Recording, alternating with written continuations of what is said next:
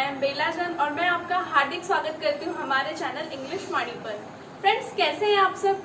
I know आप सब social distancing का पालन कर रहे होंगे और घर में ही एंजॉय कर रहे होंगे एंड आप सब मेरी क्लास जरूर फॉलो कर रहे होंगे। आप सोचेंगे आज मैं इतनी बातें क्यों कर रही हूँ। एक्चुअली अगर आपने मेरे हर सेंटेंस को ध्यान से सुना है तो मैंने हर सेंटेंस के लास्ट में बोला है रहे होंगे, जो हम आज की क्लास में सीखेंगे। ऐसे सेंटेंस जिनके लास्ट में आता है रहा होगा, रही होगी या रहे होंगे, उन्हें इंग्लिश में कैसे बोला जाता है, उन्हें इंग्लिश में ट्रांसलेट कैसे करते हैं, आज क्लास में हम उसी सीखेंगे।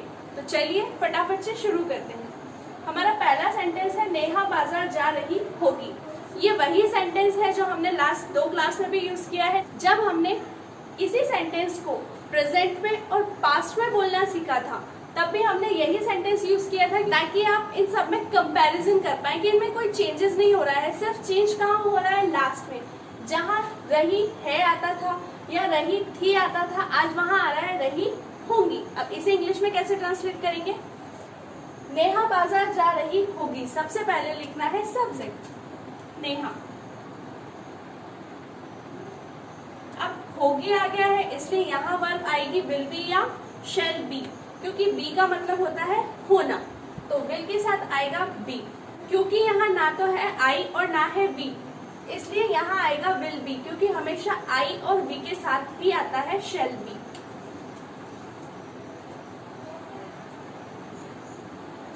Neha will B. अब हमारी नेक्स्ट वर्ब क्या है? मेन वर्ब जा रही, और जा रही के लिए हम बोलेंगे गोइंग, क्योंकि जब भी रही आ जाता है वर्ब के साथ तो वहां हम लगाते हैं वर्ब की फर्स्ट फॉर्म में ING. Neha will be going कहाँ? To market.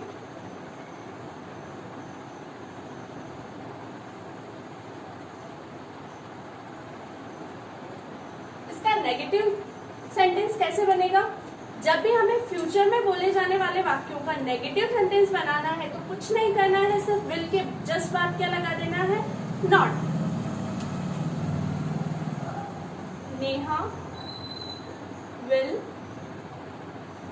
Not be going to market.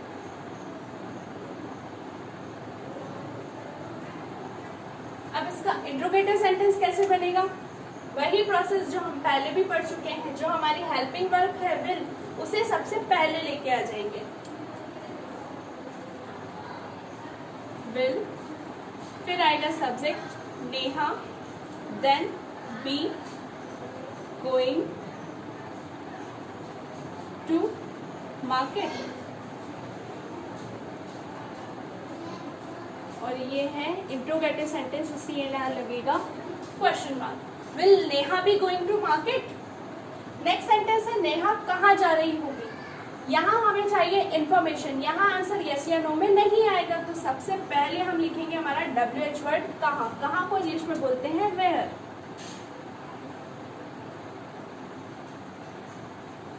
इसके बाद आएगी हमारी helping verb will, then subject Neha, be going. Neha कहाँ जा रही होगी। अब हमने सिर्फ यहाँ चेंज किया है, सबसे पहले WH वर्ड को रखा है, उसके बाद जैसे हमने इंट्रोगेटिव सेंटेंस बनाया था एज इट इज उसे वैसे ही लिख दिया है। नेक्स्ट सेंटेंस है बाजार कौन जा रहा होगा। यहाँ क्या इंफॉर्मेशन चाहिए? कौन। कौन को इंग्लिश में कहा जाता है? हु। फिर क्या करना है? कुछ नहीं, जैसे सिंपल इंट्रोगेटिव सेंटेंस बनाया था उसे एज इट इज लिख देना है हु विल। अब यहाँ हमारे पास सब्जेक्ट नहीं है, बाजार कौन जा रहा है, ये तो हम पूछना ही चाह रहे हैं कि कौन जा रहा है। सब्जेक्ट नहीं है तो क्या करेंगे? डायरेक्ट पूरा जो एज इट इज सेंटेंस लिख देंगे who will B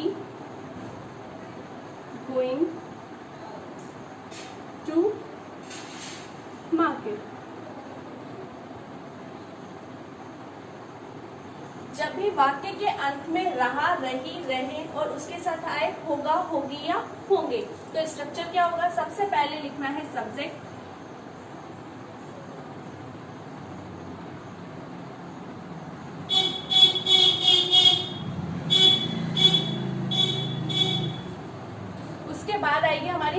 verb, will be या शैल बी।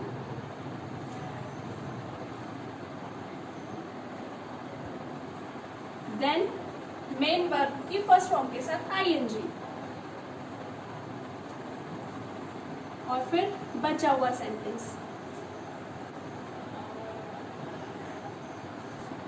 फ्रेंड्स, जैसा कि मैंने आपको लास्ट क्लास में भी कहा था, जो भी अभी तक मेरी क्लासेस को पूरा फॉलो कर रहे हैं उन्हें मुझे सिर्फ इतना बताना काफ़ी होगा कि हम जब भी लास्ट में आएगा, किसी भी वाक्य के लास्ट में आएगा रही होगी, तो वहाँ आपको हेल्पिंग वर्ब यूज़ करनी है, विल बी या शैल बी। उसके बाद आप सेंटेंस इजीली बना सकते हैं।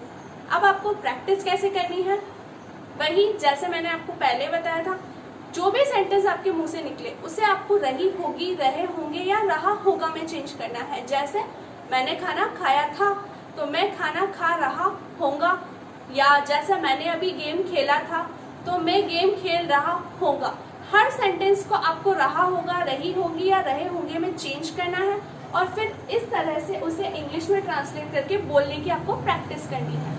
फ्रेंड्स, आगे मैंने आपको प्रैक्टिस करने के लिए कुछ सेंटेंस कन्वर्सेशन के फॉर्म में दिए हैं, आपको उन्हें ट्रांसलेट करना है और उन्हीं के जैसे नए नए सेंटेंस बना के प्रैक्टिस करनी है।